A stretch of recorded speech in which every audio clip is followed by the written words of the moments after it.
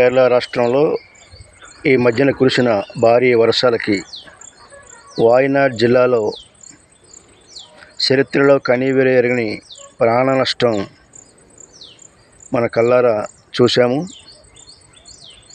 అనేక మంది ఈ విపరీతమైన వర్షానికి కొండల దిగువనున్న గ్రామాలు మట్టిలో కూరుకుపోయి సుమారు 200-300 జనాభా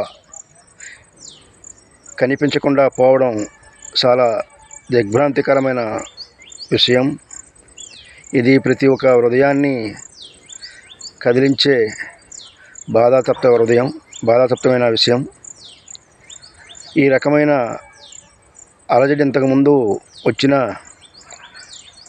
ఇంత ప్రాణ నష్టం జరగలేదు. కేంద్ర ప్రభుత్వ నిఘాలు కూడా దీనిపై హెచ్చరించడం జరిగింది.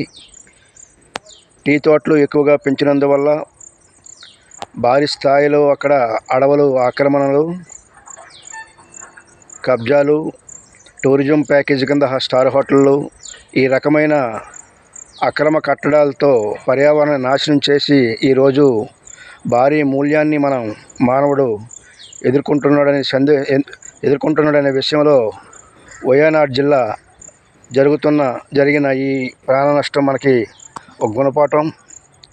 ఇప్పటికైనా ప్రజలు మేల్కొని పర్యావరణాన్ని రక్షించే విధంగా ప్రతి ఒక్కరూ అడవులు, కొండల్ని కాపాడాలని ఈ సందర్భంగా నేను వేసిన ఈ శాండ్ ఆర్ట్ వాయనాడ్ మృతులకు నివాళులర్పిస్తూ ట్రిబ్యూట్ టు వాయనాడ్.